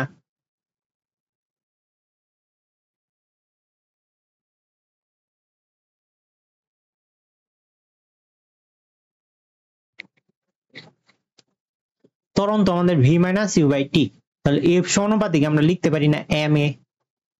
এখন সমানুপাতিক উঠানোর জন্য আমরা কি দিতে পারি? এফ সমান কে এম এ, একটা কনস্ট্যান্ট। এখন আমরা বলছি বল বলতে কিছু এক্সিস্ট করে না আলাদা করে। এখন আমরা বল যদি নিউটনে হিসাব করতে চাই, তো আমরা কে এর মানটা কি ধরবো? নিউটন যেহেতু কে এর মান 1 ধরছে, তাই এটার একক নিউটন। মানে বল আমরা নিউটনে যে হিসাব করি, কে সমান 1 ধরে যেটা আসে সেটা নিউটন। কে সমান 2 ধরলেও তখন একক ভিন্ন হইতো।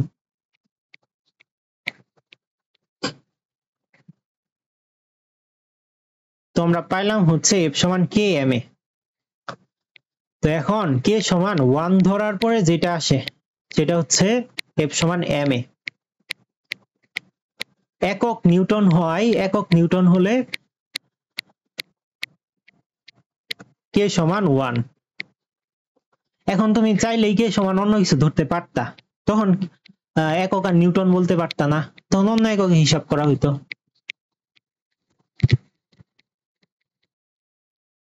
তার মানে এইখানে যে কনস্ট্যান্টটা আছে সেটা ইচ্ছা মতো যে কোনো কিছুই ধরতে পারবা, যখন যেটা ধরবা এককটা হবে সে অনুসারে।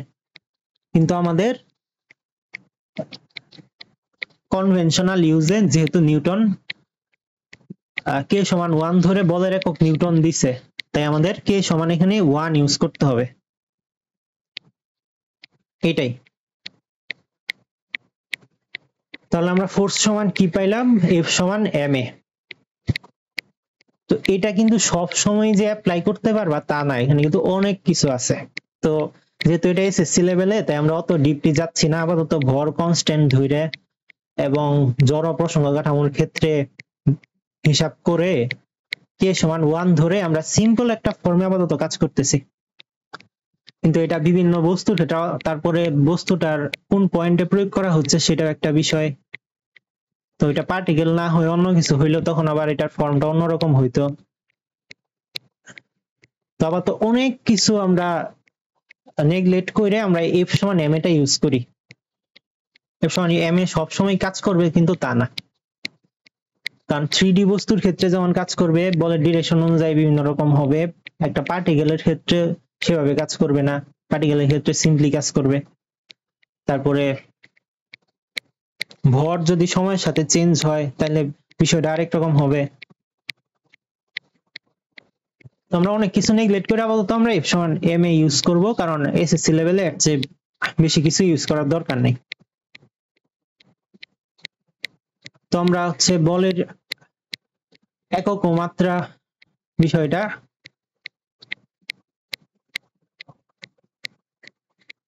বল, যেহেতু আমরা বললাম ভেক্টর রাশি, ফোর্স হচ্ছে একটা ভেক্টর রাশি। তো আমরা কি পাইলাম? এফ সমান এম এ। তাহলে এফ এর ডিরেকশনটা কি হবে? এ এর ডিরেকশনে।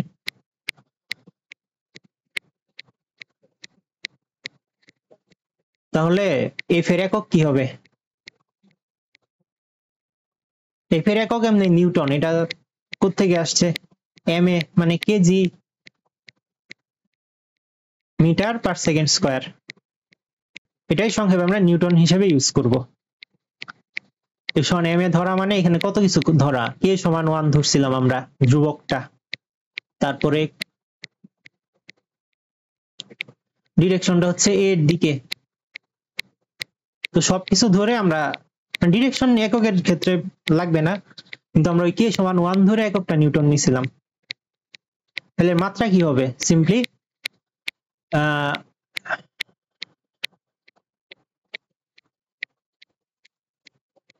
ভরের মাত্রা হচ্ছে এম, তাহলে এম এল টি ইনভার্স 2, এটা হচ্ছে এর মাত্রা। তো বলের প্রকারভেদ, বল হচ্ছে স্পর্শ বল হইতে পারে বা অস্পর্শ বল হইতে পারে।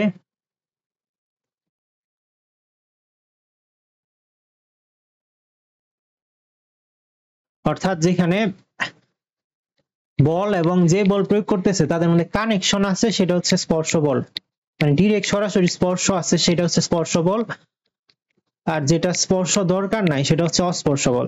যেমন একটা বস্তুকে তুমি ধাক্কা দিলা, এটা তো স্পর্শ বল। অস্পর্শ বল মূলত ওই মৌলিক বলগুলা, যেমন হচ্ছে মহাকর্ষ বল, তড়িৎচুম্বকীয় বল, দুর্বল নিউক্লিয় বল, সবল নিউক্লিয় বল, এগুলা। তোমরা সেগুলা টাইপ গুলা একটু দেখি।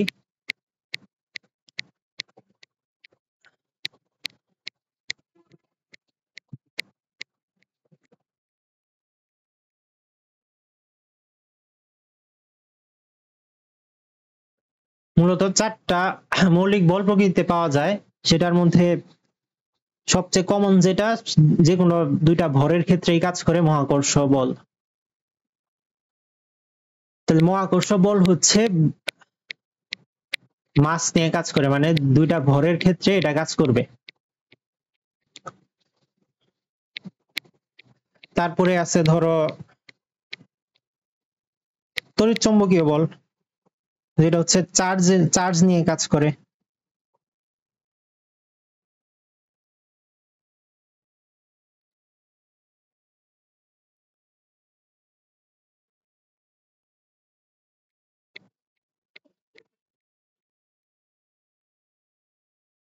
এটা ধরো চার্জিত বস্তু নিয়ে কাজ করে।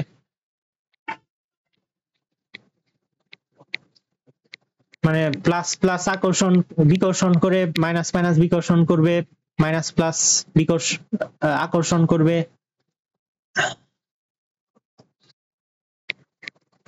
তো এটার মধ্যে তড়িৎ বল, চৌম্বক বল, 2টা বলই কিন্তু ইনক্লুডেড।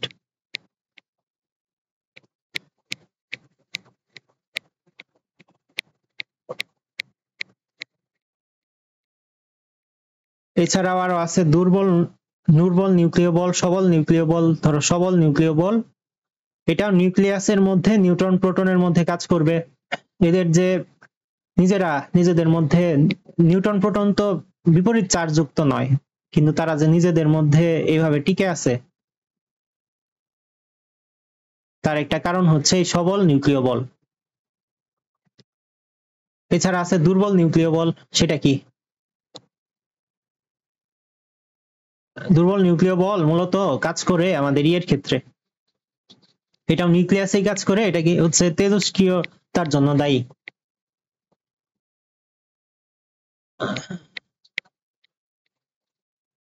তো আমরা যে বিটা ক্ষয় দেখতে পাই সেটা নিউক্লিয় বলের কারণেই, মানে এটা দায়ী হচ্ছে তেজস্ক্রিয়তার জন্য,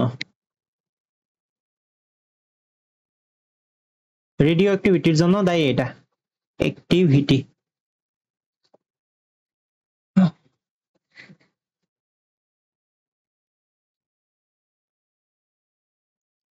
তো এখন এই বলগুলা যে কাজ করে এগুলার মধ্যে শক্তিশালী, যেমন মহাকর্ষ বল, দুর্বল নিউক্লিয় বল, এগুলা তুলনামূলক কম শক্তিশালী। যেমন 2টা ভর আছে, 2টা ভর পরস্পরকে আকর্ষণ করতেছে, তোর 2জন পাশাপাশি বসছে, এদের ভরের কারণে এরা 2জনকে পরস্পরকে আকর্ষণ করতেছে, কিন্তু আকর্ষণ করলেও এটা কি বেশি শক্তিশালী? মানে এটা কি তারা কি সহজে একে অপরের দিকে ত্বরণ লাভ করে না। কিন্তু কেন করে না? আর মহাকর্ষ বল অনেক দুর্বল একটা বল, ভর যদি বেশি হয় বলটা কাজ করবে ভালো। যেমন পৃথিবী এবং তোমার মধ্যে যে আকর্ষণটা, এখানে পৃথিবীর কিন্তু অনেক ভারী, 6 × 10⁻24 কেজি। তো পৃথিবী অনেক ভারী হয়, এই বলটা তোমার কাছে অনেক বেশি কাজ করতেছে, অনেক বেশি না, ধরো মানে G=9.8 ধরলে তোমার ভর দিয়ে গুণ করলে যে বলটা পাও সেই বলটাই তো কাজ করতেছে। কিন্তু যখন ভরটা অনেক ছোট না, মোটামুটি বড় হইলেও, যেমন একটা গাছের ভর, একটা বিল্ডিং এর ভর, এটা পৃথিবীর সাপেক্ষে তো কিছুই না, তাই বলটাও তখন নগণ্য।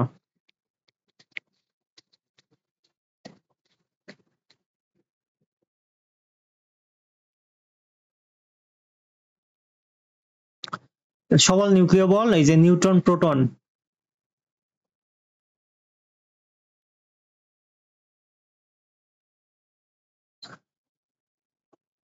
মানে নিউট্রন প্রোটন যে নিজেদের মধ্যে আটকে আছে, অথবা নিউট্রন প্রোটনের একসাথে থাকার কারণ যেটা,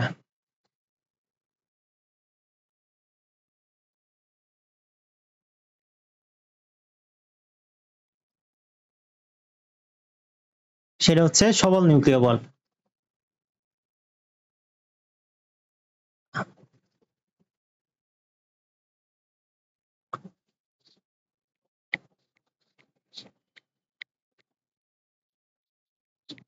আচ্ছা, তো এই বলগুলা এক একটা বল এক এক রকম, মানে এক একটা তীব্রতা এক এক রকম।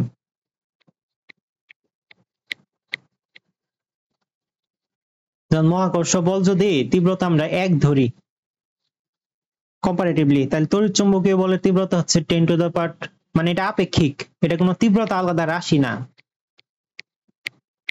ধরলাম আপেক্ষিক তীব্রতা,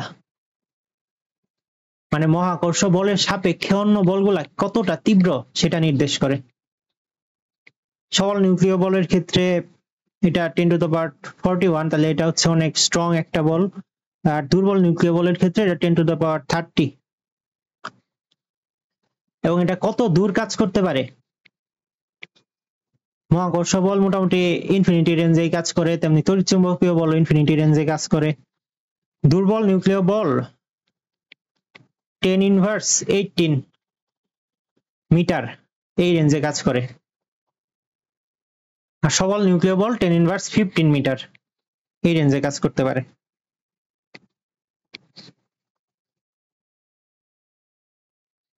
এখন এই বলগুলা যেহেতু স্পর্শ বল নয়, অস্পর্শ বল, তাহলে এই বলগুলা যে কাজ করতেছে, কাজের জন্য তো কোনো কিছু দায়ী যে যে এই বলগুলাকে কাজ মানে করাইতেছে, তাহলে এই বলগুলা কাজ করানোর জন্য দায়ী কিছু পার্টিকেল আছে, মানে এই বলগুলার কাজ করার জন্য রেসপন্সিবল কিছু পার্টিকেল আছে। মহাকর্ষ বল কাজ করার জন্য বিজ্ঞানীরা মনে করে যে গ্র্যাভিটন নামের একটা কণা দায়ী, কিন্তু এটা এখনো ওইভাবে এক্সপেরিমেন্টালি এটা স্বতঃসিদ্ধ হয়ে সারে নাই, মানে এটা থিওরিটিক্যালি আছে।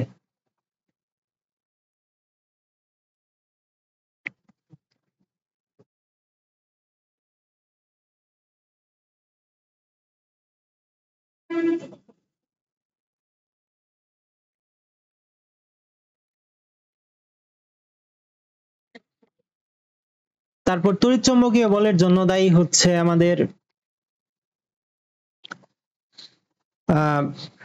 ফোটন কণা।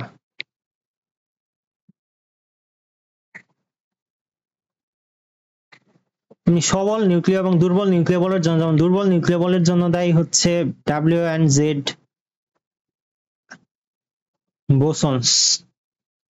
বোসন কণা, আর সবল নিউক্লিয় বলের জন্য দায়ী গ্লুয়ন্স। তো এটা বলছিলাম যে এটা হচ্ছে থিওরিটিক্যালি, মানে তত্ত্বীয় ভাবে। মূলত এই কণাগুলো আমাদের বিভিন্ন রকম বলের জন্য দায়ী।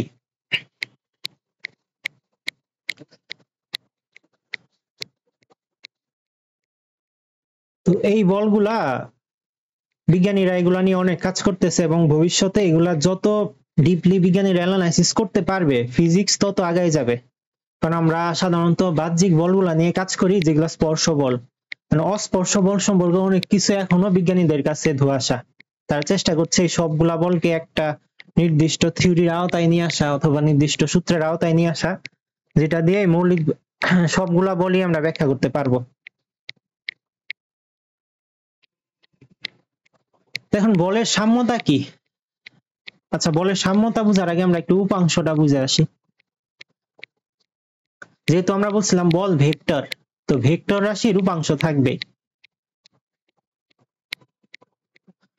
বা ধরো আমরা সহজভাবে বুঝাই, ধরো একটা স্কেলার যার মান হচ্ছে 20, মানে 20 সমান তুমি কি বলতে পারো? 10 যোগ 10, আবার 18 যোগ 2 বলতে পারো না? আবার তেমনি ভাবে 15 যোগ 5 বলতে পারো না? তেমনি ভাবে বলতে পারো 3 যোগ 17, সবই তো বলতে পারো, আবার উল্টা ভাবেও তো বলতে পারো, তাই না?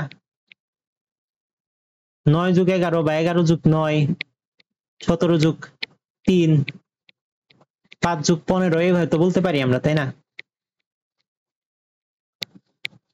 তো এগুলার মধ্যে যদি একটা নিতে হয় তাহলে আমরা মান সেম না, ধরো 10 10 তো দুইটা সেম মান, মান যদি সেম না ধরি, ধরো 15 5, এগুলা নেওয়া সহজতর না। তার মানে আমরা 20 কে যদি আমরা স্কেলারের উপাংশ বলতে কিছু থাকতো, তাহলে আমরা বলতাম যে 20 এর উপাংশ হচ্ছে 11 আর 9, অথবা 15 আর 5, 18 আর 2। এখন তোমাকে যদি এই এগুলোর মধ্যে একটা সিলেক্ট করতে বলা হইতো, তুমি কোনটা সিলেক্ট করতা? ভালো একটা, ধরো 15 আর 5, এটা ভালো না? 20 সমান 15 আর 5, মানে 20 কে ভাঙলে 15 আর 5 পাওয়া যায়। তেমনি ভেক্টর রাশির উপাংশের ক্ষেত্রে তো দিক জিনিসটা আসবে, তাহলে তখন আমরা কি করব? ডিরেকশন তো আসবে। তাহলে ধরো এটা একটা ভেক্টর রাশি বল, যার ডিরেকশনও আছে। ধরো এই বলটা আমার এই দিকে প্রয়োগ করা হয়েছে, হ্যাঁ, এটা একটা ফোর্স যেটা এইদিকে প্রয়োগ করা হয়েছে। এফ এদিক প্রয়োগ করা হয়েছে।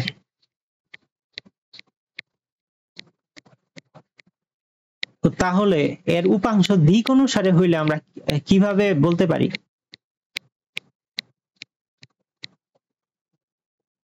ধরো একটা পার্টিকেল, ধরো এটা ফোর্স না ধরে, ধরো আমরা আরেকটা পার্টিকেল নেই। ধরো একটা পার্টিকেল এই জায়গা থেকে এই জায়গায় গেছে, তোর অবস্থানের পরিবর্তন হয়েছে, এই মোমেন্ট থেকে এই জায়গায় গেছে। তাহলে এটা এই দিকে কতটুকু গেছে দেখো তো।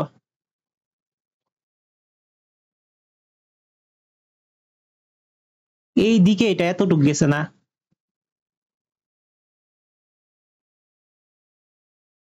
তাই কি না? যে পার্টিকেলটা এই দিকে এতটুকু গেছে,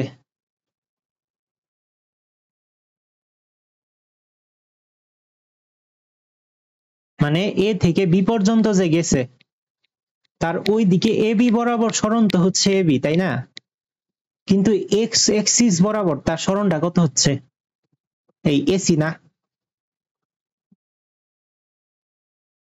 তাহলে এ বি এর প্রজেকশন, অর্থাৎ এক্স অক্ষ বরাবর এ বি সরণটার প্রজেকশন এসি না? তাই কি না? তার মানে বলতে পারি এ বি এর এক্স অক্ষ বরাবর উপাংশটা হচ্ছে আমাদের এসি।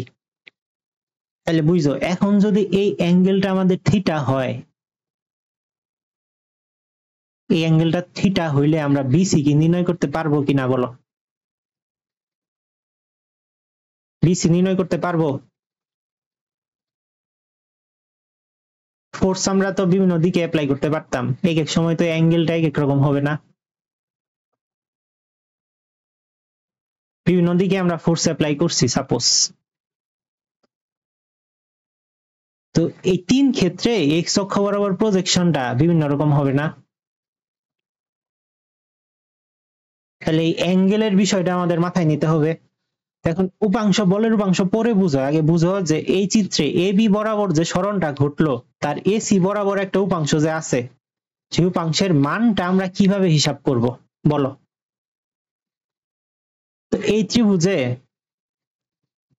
কস থিটা সমান কি আমাদের জানা আছে না? ভূমি বায়ু ত্রিভুজ।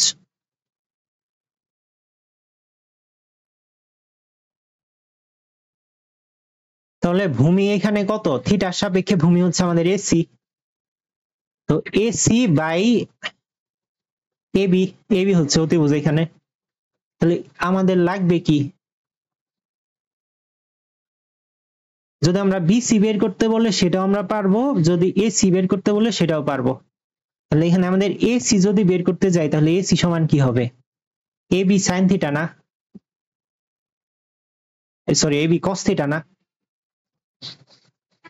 তাহলে এ বি এর যে এক্স অক্ষ বরাবর প্রজেকশনটা আছে সেটা আমরা কি কেমনে বের করব, মানে বিসিটা কিন্তু প্রজেকশন না, বিসি আমরা হচ্ছে ওয়াই অক্ষ বরাবর এর প্রজেকশন, অর্থাৎ এটা এ বি বরাবর গেলে ওয়াই অক্ষ বরাবর কতটুক যায়, বিসিও প্রজেকশন কিন্তু সেটা এক্স অক্ষ বরাবর না।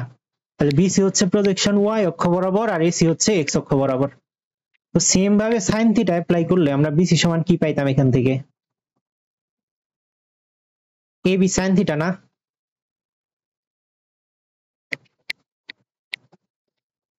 তো এ বি সাইন থিটা, এখন বিসি সমান আমরা বিসিটাকে এ পয়েন্টে নিয়ে আসলে, এই জায়গায় নিয়ে আসলে এটা বিসি এর মতোই না, মানটা কি সেম থাকবে না, দেখো তো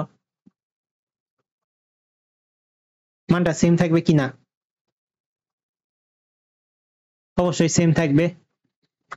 তাহলে আমরা এই জিনিসটাকে এ বি সাইন থিটা বলতে পারি না, অবশ্যই বলতে পারি। আর এক্স অক্ষ বরাবর প্রজেকশনটাকে আমরা এ বি কস থিটা বলতে পারি। অর্থাৎ আমরা যদি এখন দেখি ভালোভাবে, তাহলে যার সাথে থিটা ছিল সেটা কিন্তু কজ হয়েছে, বুঝছো।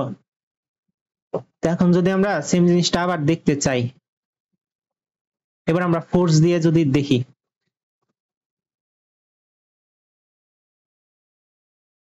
এটা হচ্ছে ফোর্স,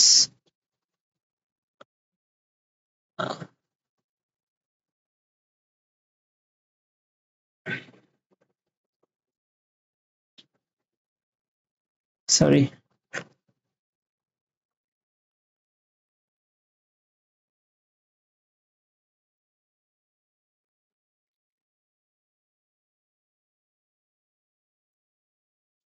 ধরো এই অ্যাঙ্গেলটা হচ্ছে থিটা, এটা হচ্ছে আমাদের যে মেইন ফোর্সটা ছিল এফ।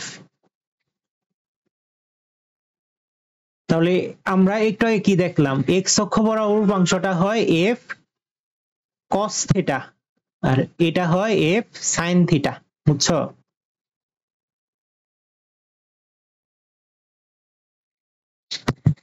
তাহলে আমরা যে কোনো কেসে যদি আমরা হিসাব মানে অ্যাপ্লাই করতে যাই, ধরো আরেকটা কেস আছে,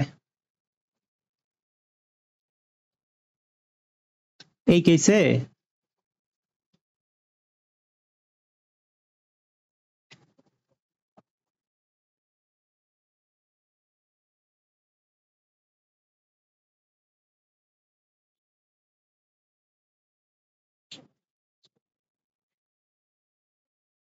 ধরো এখানে আমরা থিটাটা চেঞ্জ করে নিছি, ধরো এটা আমরা আবার নিলাম, সরি থিটা 1,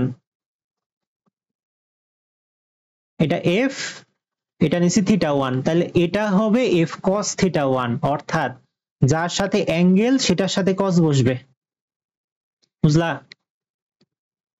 তাহলে এই ক্ষেত্রে হবে এফ সাইন থিটা 1, সহজ কথা, আমরা যার সাথে অ্যাঙ্গেল নিব সেই উপাংশটা হবে কস, সেই উপাংশের ক্ষেত্রে আমরা লিখবো এফ ইন্টু কস থিটা, আর অন্যটার ক্ষেত্রে লিখবো এফ ইন্টু সাইন থিটা, যদি দুইটা লম্ব উপাংশ হয়,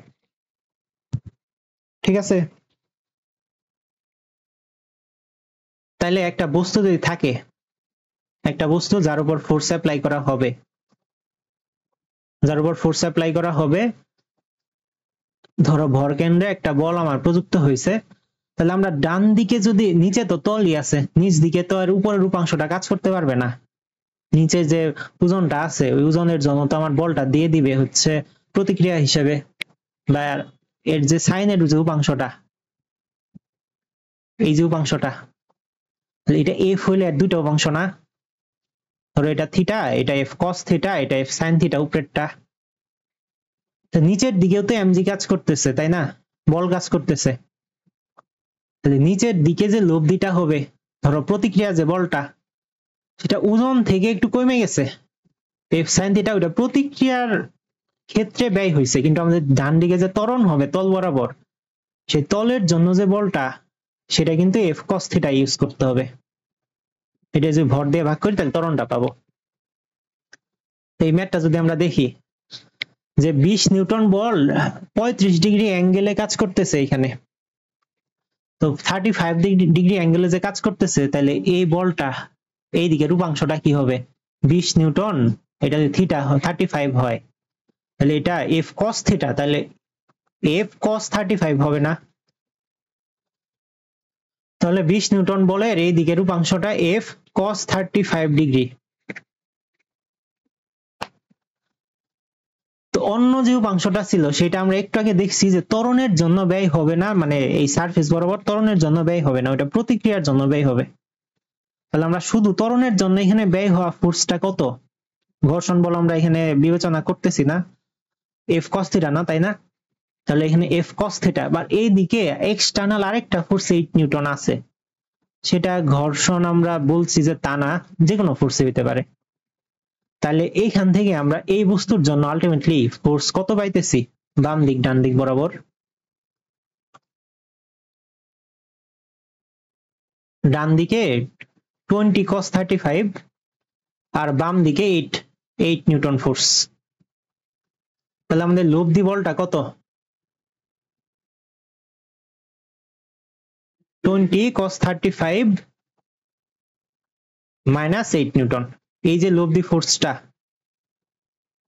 এই লব্ধি ফোর্সকে ভরটা দিয়ে ভাগ করলেই, মানে এফ প্রাইম কে ভর দিয়ে ভাগ করলে আমরা ত্বরণটা পেয়ে যাব। ঠিক আছে, সিম্পলি জাস্ট মানটা বসায়, নিউটনে আনসার আসবে, জাস্ট মানটা বসায় ভরটা দিয়ে ভাগ করব।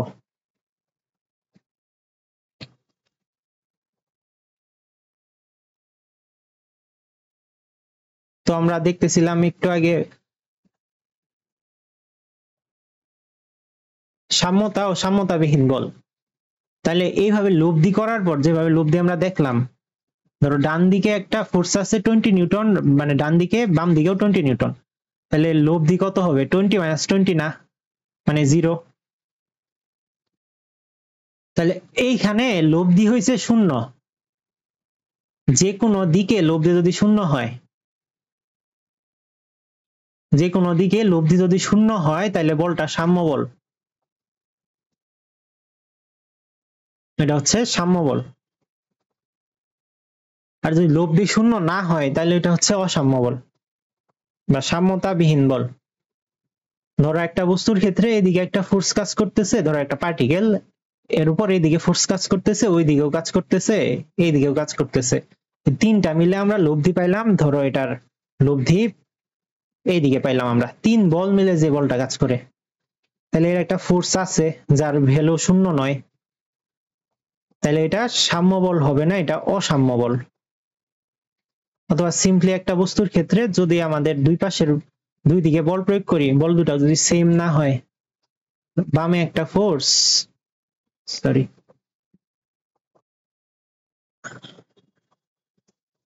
বামে একটা ফোর্স আছে 20 নিউটন, ডান দিকে আমি দিলাম 15 নিউটন, তাহলে লব্ধি হবে বাম দিকে 5।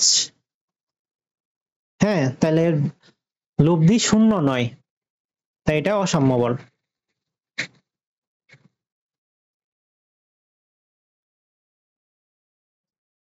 ফ্রি বডি ডায়াগ্রাম, এই যে আমরা যে একটু আগে এই বস্তুটাকে তার বল অনুযায়ী আইকে নিলাম, এটা হচ্ছে ফ্রি বডি ডায়াগ্রাম। অর্থাৎ আশেপাশে সবকিছু বাদ দিয়ে আলটিমেটলি তার উপর ফোর্স কিভাবে কাজ করতেছে সেটা দেখানো, বা তারপর এফেক্টটা কেমন সেটা জাস্ট বস্তু অনুসারে আলাদাভাবে দেখানো হচ্ছে ফ্রি বডি ডায়াগ্রাম।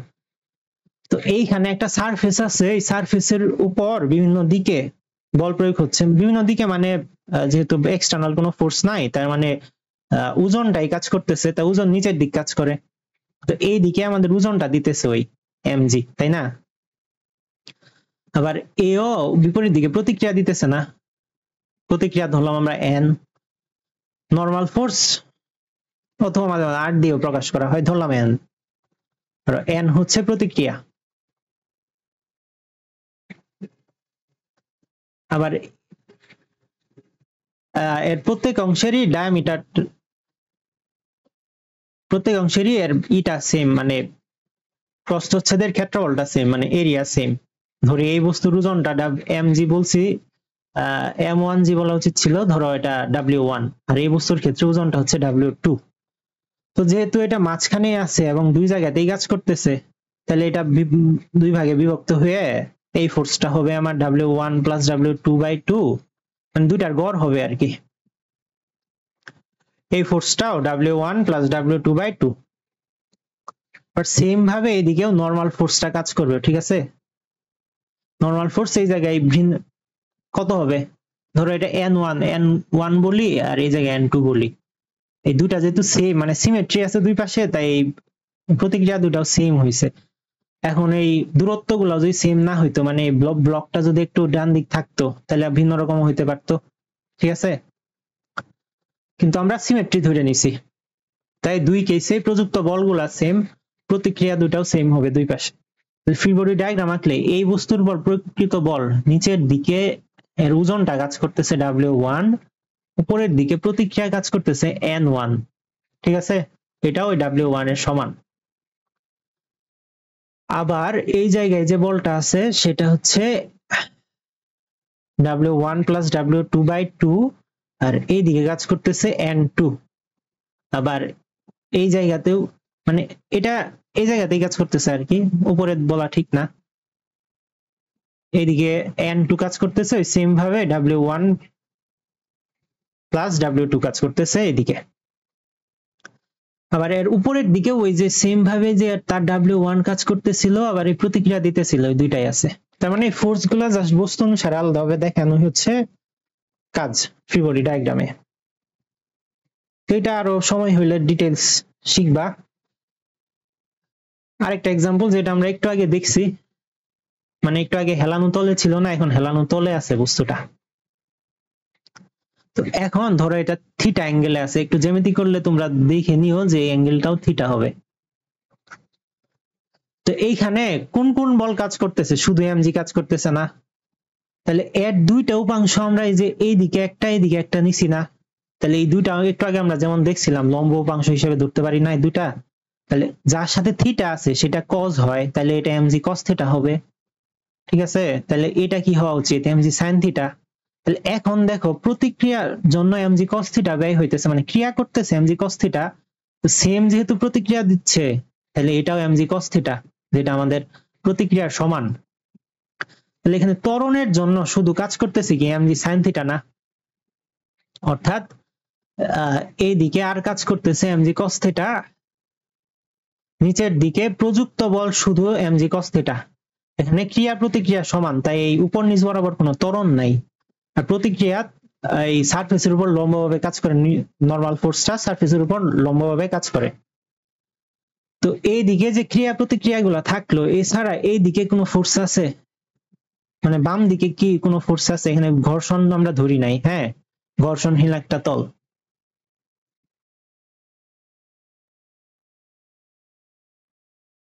ঘর্ষণহীন তল থাকলে এইদিকে আমাদের ফ্রিকশনাল ফোর্সটা 0 নিউটন বা বাহ্যিক কোনো বলও নাই, তাহলে শুধুমাত্র এদিকে mg sin থিটা কাজ করতেছে। এটার হচ্ছে এটার ফ্রি বডি ডায়াগ্রাম, অর্থাৎ এর উপর নিচে কোনো লব্ধি বল নাই, এর একটাই লব্ধি বল আছে, তাহলে তা হচ্ছে এইদিকে mg sin থিটা। তাহলে ভর m হইলে ত্বরণটা কত হবে, এইদিকে g sin থিটা। তো তোমরা অনেক সময় মুখস্থ করো যে হেলানো তলে বস্তু পড়ার সময় ত্বরণটা হয় g sin থিটা, এটা হচ্ছে তার প্রুফ।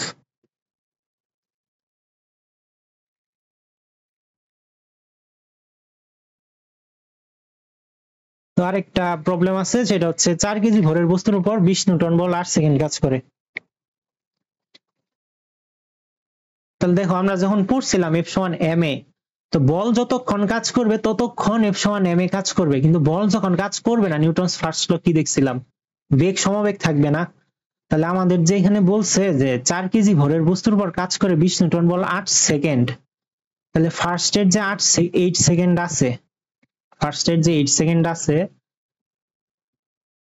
সে অবস্থায় শুরু থেকে 8 সেকেন্ড পর্যন্ত আমাদের ফোর্স কাজ করতেছে 20 নিউটন, এরপর কোনো ফোর্স কাজ করতেছে না 2 সেকেন্ড। এটা 8 সেকেন্ড, এটা 10ম সেকেন্ড। এই 10 সেকেন্ডে এটা শুরু থেকে বুঝাইছে আর কি, শুরু থেকে 10 সেকেন্ড পর 16 নিউটন বল কাজ করতেছে। আমাদের লাগবে হচ্ছে 15তম সেকেন্ড পর্যন্ত। তো এইখানে বলটা কত কাজ করতেছে, 16 নিউটন, ধরলাম 15 সেকেন্ড পর্যন্ত, এটা 0 সেকেন্ড, এইদিকে আমাদের টিটা আর এইদিকে ফোর্স।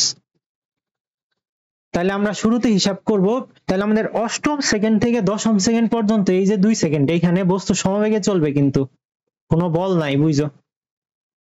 আর এইদিকে ত্বরণে চলবে, তাহলে এখানে ত্বরণটা কত হবে আমাদের, যেহেতু 16 নিউটন কাজ করতেছে, তাহলে 16 বাই ভর, যেহেতু এফ সমান এম এ, তো এ সমান হচ্ছে এফ বাই এম, 16 ভাগ 4, তাহলে এখানে ত্বরণটা হচ্ছে 4 মিটার পার সেকেন্ড স্কয়ার।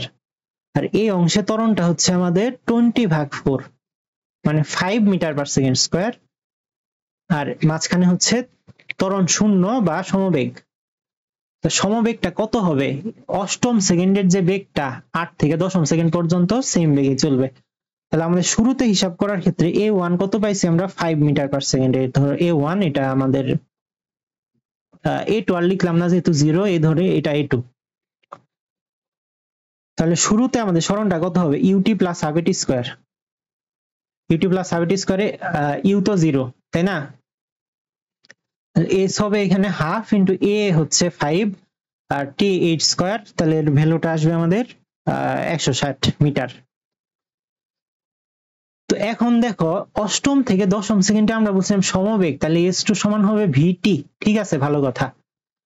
তো এখন ভিটা কত, ধরলাম এটা v2 t2, ভিটা হবে অষ্টম সেকেন্ডে যে বেগটা ছিল সেটাই, তাহলে আমাদের অষ্টম সেকেন্ডের যে বেগটা সেটা হিসাব করে নেওয়া লাগবে, u প্লাস এটি, তাহলে 0 প্লাস 5 ইন্টু 8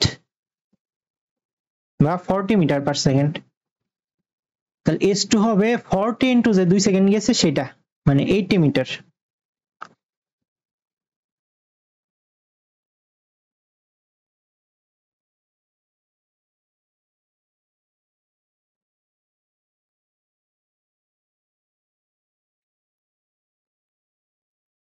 ঠিক আছে, তাহলে s1 আর s2 পাইছি। তো দশম সেকেন্ডে বেগ কত, ভি আমাদের ধরো শূন্যতম সেকেন্ডে, 0তম সেকেন্ডে আমাদের ভেলোসিটি ছিল হচ্ছে 0, অষ্টম সেকেন্ডে ভেলোসিটি হয়েছে আমাদের অষ্টম, এখানে না লিখি, অষ্টম সেকেন্ডে ভেলোসিটি হয়েছে আমাদের 40, দশম সেকেন্ডে আমাদের ভেলোসিটি হচ্ছে 40, 15তম সেকেন্ডে ভেলোসিটি কত হবে সেটা আপাতত লাগবে না আমাদের, কারণ আমরা 15 পরে তো আর হিসাব করতেছি না। তাহলে আমাদের দশম সেকেন্ডের বেগটা, হ্যাঁ,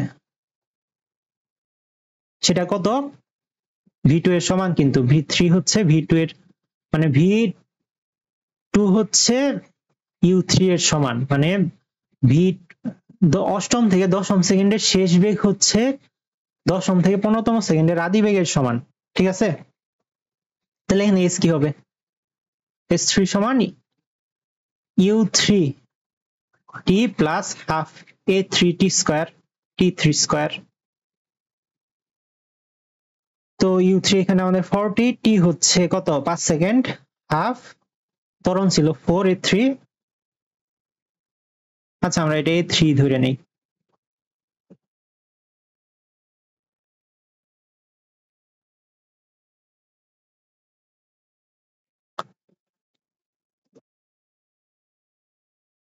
তো এটার আনসার কত আসে, 40 ইন্টু 5 প্লাস হাফ ইন্টু 4, তাহলে এটা আমাদের আনসার আছে 250 মিটার। তিনটা কেসে আমরা এস পাইলাম, এস মোট এস হবে সবগুলা এস এর যোগফল, তাহলে এটা সবগুলা যোগ করলে আমাদের আনসার আসবে 490 মিটার, এটা আমাদের আনসার।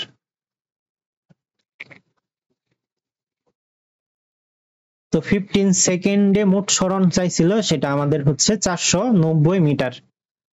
তো এখানে একটা হোমওয়ার্ক আছে, এটা ওই বলের উপাংশ হিসাব করে ওই সেম ভাবে হেলানো তলের ক্ষেত্রে যে আমরা দেখাইছিলাম হেলানো তল, এই কেসে যেভাবে হিসাব এ বের করা হয়েছিল সেভাবেই তোমরা ফ্রি বডি ডায়াগ্রামে কে এ নির্ণয় করতে পারো। তো এটা হচ্ছে হোমওয়ার্ক। তো আজকে আমরা এই বলের উপাংশ, বলের ফ্রি বডি ডায়াগ্রাম ব্যাখ্যা বা বলের প্রকারভেদ, ভরবেগ, Newton's first law, second law, জড়তা এই সম্পর্কে আইডিয়া পাইলাম। নেক্সটে আমরা বলের ঘাত, ভরবেগ এগুলা সম্পর্কে মানে ভরবেগের সংরক্ষণশীলতা এইদিকে যাব আর কি। তো আজকে এই পর্যন্তই।